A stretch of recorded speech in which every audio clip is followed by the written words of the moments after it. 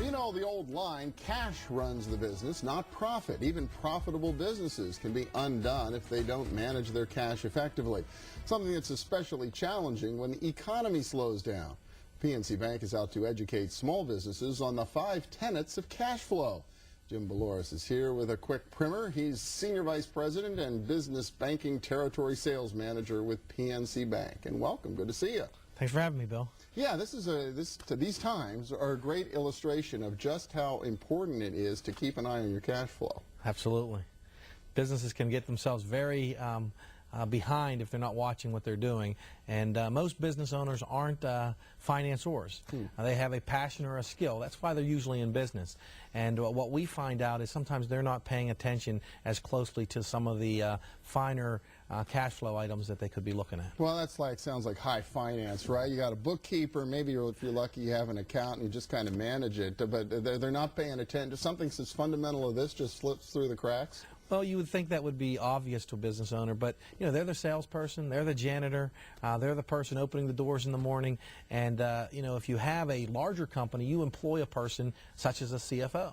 And most small business owners don't have the wherewithal to have a treasurer or a controller or a chief financial officer, and that's where if they have a good relationship with a banker that can help them pay attention to these things won't fall behind. Now let's talk about the 5 tenets of cash flow. What are they exactly? Well, if you look at it, it's how money flows through the business. The first thing is, you know, how do you collect your receivables? And how can we accelerate those? Get those monies in the door a little bit quicker. I've sent out invoices, or maybe I haven't sent out my invoices. You see that a lot of times where they get behind on the billing.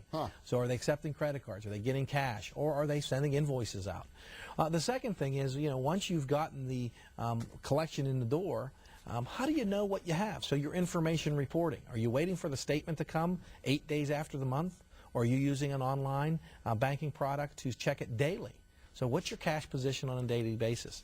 The next thing is you got to pay people. Employees, the biggest one, is the biggest payable most businesses have, is how do you pay your people?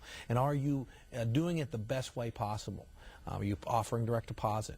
The next thing is, do you have extra cash? So what are you doing if you have an extra supply of cash? Are you investing it as efficiently as possible? And the last tenet of cash flow is having cash when you need it, the credit portion. And a lot of times that's the symptom that, you know, you're short in cash at the end of the week or the end of the month. Do I need a loan?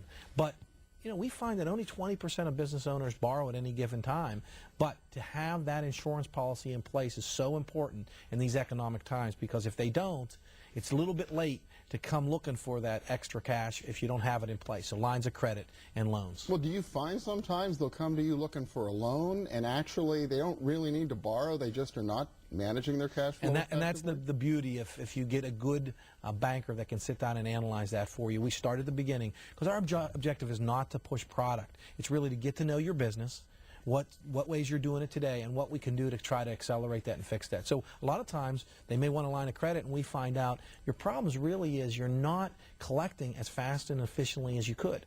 And a good example is a plumber, a one-man or two-person plumbing shop that goes out every day, meets with customers. They're busier than all, but what they find is they're so tired at the end of the day they don't have someone who's filling out those invoices fast enough. They back up a week, back up a month, maybe even 2 months. If we could just get them to maybe, instead of, if they can't get the invoicing done in a timely manner, is to maybe accept credit cards. Yeah, you're paying the bank a % or 2, but you're getting your money at the time of the business is done. Kind of, you see those at doctor's offices. Payments are due upon receipt of services. They get collected, the money goes right into their accounts, and they don't have to worry about being the bank. And that's where businesses get into trouble is, I always tell the plumbers or whatever this business they're in is, you do your specialty, let the bank be the bank. Because when you start getting to the banking business and you have to be the collector, most small business owners aren't good at collecting because they're the salespeople. They're the people selling, pitching their product. And they tend to put that to the back burner of things that they like to do during the day. And if you don't collect your monies, that's when you get into trouble. So I always say, don't become the bank. When you become the bank, you're going to start choking on your cash flow. Well, and the credit card also, or that letting you be the banker again, helps on the receivables side, right? Gets the money in. The plumber knows I'm covered. It's your problem now. Right? Exactly. So then you're deferring that problem to somebody else. Yeah. But, you know, it's hard. There's extra fees and stuff involved. So you've got to overcome that, gosh, you know, I'll just collect the cash and keep it all for myself. If you're good at it, and that's the thing is, and that's where we can sit down and say, how good are your processes? One time I said to a business owner, what's your collection process? And he said, when I get to it. So, if you have a good process, maybe not accepting credit cards is the right answer. But if you're not going to accept credit cards, how are you getting your money in? Maybe you get paid by check. But then what we find is the checks come in the mail, they don't open the mail up. It sits on their desk for 2 or 3 days. Or they do open it up, but they don't go to the bank every day. Didn't get to it.